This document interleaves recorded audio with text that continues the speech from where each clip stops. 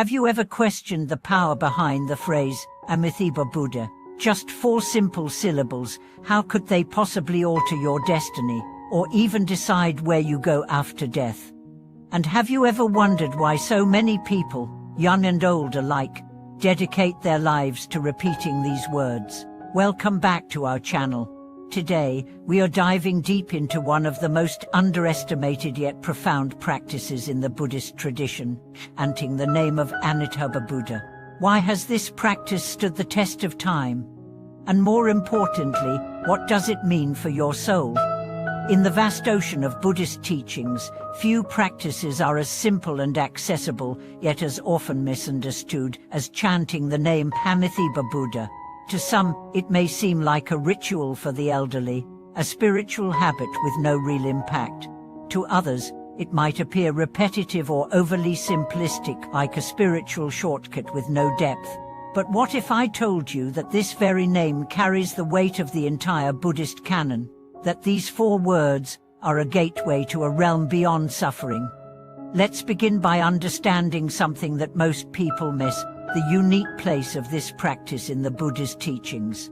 Of all the sutras and doctrines, the one where Shakyamuni Buddha speaks of Amitabha and the Pure Land is unique because it's the only one he delivered unprompted. No disciple asked a question. The Buddha simply stirred and spoke. Why? Because he knew the beings of our age, overwhelmed by confusion, burdened by karma, lost in illusion, would need this path more than any other. You see, Amitabha Buddha is not a metaphor. He is not a symbol. He is a real Buddha, dwelling in the Western Pure Land, a realm beyond pain, fear, and delusion. In a previous life, he was a monk named Dharmakara, who vowed with great compassion to create a paradise for all who call upon his name with faith and aspiration. Among his 40 date vows, the most famous is this: if anyone, even for 10 sincere recitationers, wishes to be reborn in his land and still fails, he would not accept Buddhahood. This is the power and promise of Namo Amitabha. But how can 4 words hold such force? Because they are not mere sounds, they are a condensation of the Buddha's infinite life, infinite light, and infinite compassion. When you chant Amitabha, you align your consciousness with that of the ultimate purity. It's like tuning your soul to a divine frequency, a sound wave of awakening, a vibration of transcendence. Let me share with you the story of an old woman from a small village. She could not read or write. She didn't know sutras or ceremonies, but every morning, every evening, every spare moment in her day, she whispered one name: Amitabha. She didn't chant for show, nor did she expect miracles. Her voice was soft, her heart sincere. When her final day came, she was not in fear or pain. She smiled, clasped her hands, and quietly passed, as a sweet fragrance filled the room. Those around her felt a sacred presence, as if something beyond the world had gently lifted her away. What allowed her such peace? Not intelligence, not wealth, not social status. It was those 4 words, lived with sincerity and faith, over and over, day by day. In her simplicity, she touched the deepest truth. And now, you might be wondering, I'm young, I'm busy, I have responsibilities. Can I really connect to this path? Absolutely. That is the greatness of it. You don't need a temple. You don't need robes. You don't need to abandon your life. The name of Amitabha can be spoken anywhere while walking, cooking, commuting, or lying in bed. It's not the place that matters, but the heart. If your heart is open, if your mind is sincere, that name becomes a bridge between this world and the next. It's important to understand the name Amitabha is not just a label. It is what Buddhists call a Dharma gateway. Each time you chant, you are planting a lotus in the Pure Land. The more you chant, the more vibrant that lotus becomes.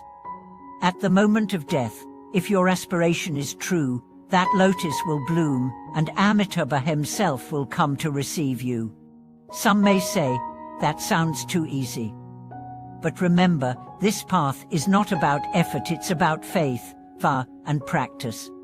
In the age of degeneration, when our minds are clouded and our karma deep, the Buddha offered this as the most compassionate solution. It is the medicine tailored for our time.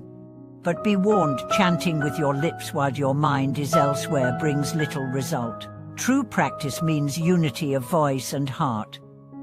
When you chant, focus, visualize, feel the presence of Amitabha. Call to him not like a stranger, but like a long-lost friend. Let each syllable be an offering. Let each breath carry your yearning for the Pure Land. This practice isn't passive, it's transformational. People who chant regularly often report profound changes: less anger, less fear, more calm, more joy. Why? Because every chant polishes the mirror of the soul. Every chant raises a speck of dust from the heart. In one tale, a merchant faced ruin. His business collapsed, his family turned away, his health deteriorated. In despair, he sought refuge in a monastery. The master told him, "Chant Amitabha with all your heart." He did, not for a day or week but for months, every waking moment. His life didn't become perfect, but slowly, opportunities returned. A friend offered a job, his health stabilized, and most of all, he found peace. He said, "I used to think chanting was for the weak, now I know it is the path of the wise." It turned my chaos into clarity. Dear viewers, if you've ever felt overwhelmed by life, if you've ever faced a challenge too big to bear, try this. Sit quietly, close your eyes, and chant in Omo Amitabha. Do it not once, but for days. Let the name become your anchor, your refuge, your light. You don't need to believe it blindly. Just try it sincerely and let the results speak. As we close, remember this: you are never too late, too broken, or too unworthy to call upon Amitabha. His vow was for all beings, not the holy, not the elite, but the ordinary, the lost, the confused. That includes you and me. If this teaching has moved your heart, if you felt even a flicker of connection, then let's keep that light alive. Share your story in the comments. Have you ever chanted the Buddha's name? What did you feel? Let us walk this path together. Please don't forget to like, subscribe, and share this message with others who may need it. One name, one heart, one boundless light. Namo Amitabha.